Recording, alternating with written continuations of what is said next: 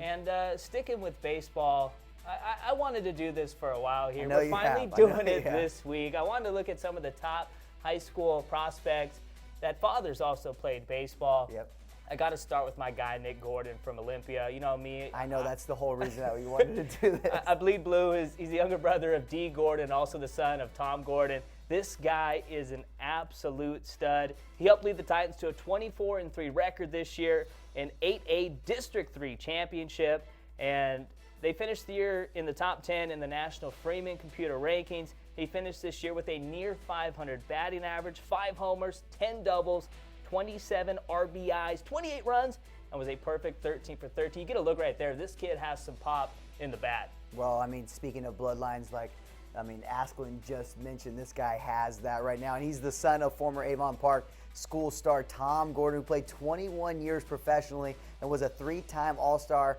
And his 46 saves in 1998 are still a single-season best for the Boston Red Sox. And you know, of course, his brother is D. Gordon, an absolute stud for the Dodgers. I know it's hard for you saying that. It's tough for me. Anyways, he right now is leading the league with stolen bases and has the 15th best average in the National League. But this gentleman right here could be the 11th player selected from Olympia and 5th since 2012. And we're going to notice that with a lot of these programs. They just churn out the athletes, and these programs continually put kids into the draft. And you get a look right here. I mean, he plays very similar to D. I mean, contact hitter, gets on base, and this kid can run the base pass as well as any prospect in the 2014 draft. I mean, just look at the wheels right here. Great base running, knows where the ball's at. You don't even need to look at the third base coach. He's scoring easily. Easily. I mean, looking like you running those base paths. I'm a little faster, but and also too, I mean, he's got a chance to be a top 15 pick too. I mean, he'll probably be the first shortstop selected in this year's draft. And sticking with shortstop, Westlake Village's Luke Dykstra has been an absolute monster this year. And he's the son of former 3-time All-Star and former Garden Grove High School star Lenny Dykstra. And his son finished the year with a .452 average, 1 bomb, 13 ribbies, capped off the 2014 campaign with a 10-game hitting streak. This is a little bit different situation, though. Of course, Lenny Dykstra has been in a little bit of battle off the field. Do you think this affects the way Luke's been playing in kind of the last 4 years when his dad's been going through those problems? Of course, anytime you have any off-field issues, it does affect you in some way, especially when you're at a young age. You're going to have some effects from it. I mean, you're not going to be focusing 100% on your baseball, but it could also be good for him to be able to go through those things and have some adversity and then be able to push on and really become a better player. And you know how it is when you get to that level. If he does get to that level, he's going to be ready for the taunting coming from the crowds and all of that. He's gone through that over the last couple of years playing high school ball. And it'll be interested to see where he goes. I mean, he's expected to be within the first 6 or 7 rounds in the 2014 draft. And he'll be the first player selected from Westlake Village since 2010. Florida, now the Miami Marlins, selected Christian Yelich in the first round. And he would be the 21st player drafted from Westlake Village.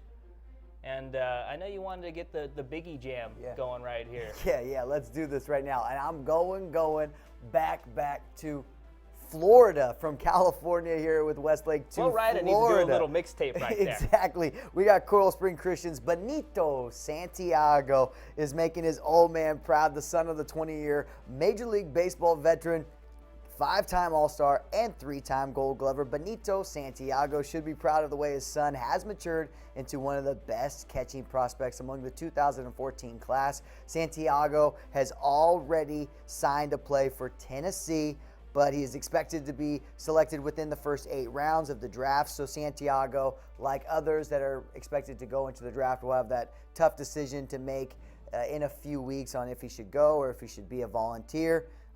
This year, as you see here, he helped lead Coral Springs to their 5th consecutive district championship and an appearance in the 3A state semifinals. I can tell you one thing from watching this video. He's got faster wills than his pops. Yeah. I wonder if he does the same Benito Santiago. I don't need to stand up to gun runners out. I mean, I remember watching Santiago as a young kid. I mean, he would just gun folks out running the bases from his knees.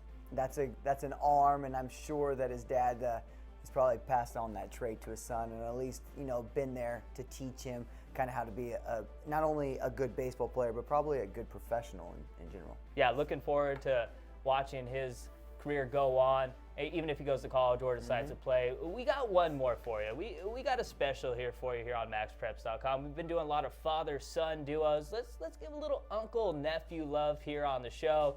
We got to look at A-Rod's stud nephew, Joseph Dunand. This guy has absolutely been raking. And remember back at one of the biggest tournaments in the Horizon National Tournament back in early March, dude belted 9 bombs in 12 at-bats.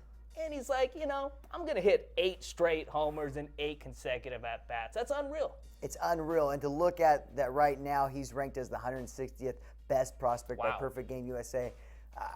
If I looked at just a guy, and it goes back to Kevin Askren's thing, where they're not looking really at the stats. They're looking at the build of the player. You got to be looking at 8 consecutive home runs, but right? If I'm from afar and I'm looking at a guy that hits 8 consecutive and 9 and 12 bat, I'm like, that guy's a top 10 recruit. But of course, that's why they do the scouting, and I am sitting here talking about them doing the scouting. And looking at him too, I mean, he kind of has that same body frame as his uncle, Alex Rodriguez. And if he doesn't go right to the pros, he's going to be going to North Carolina State. Same place Russell Wilson played baseball and football, of course. And I've talked a lot about, you know, programs putting out. He would be the 4th selected player from Gulliver Prep. So again, they have more history with just players coming through the program. And you know me, anytime I can get some Dodger love, this is for our producer, Scott Hargrove. Paco Rodriguez, the only player from Gulliver Prep that is in the major leagues with the LA Dodgers, of course.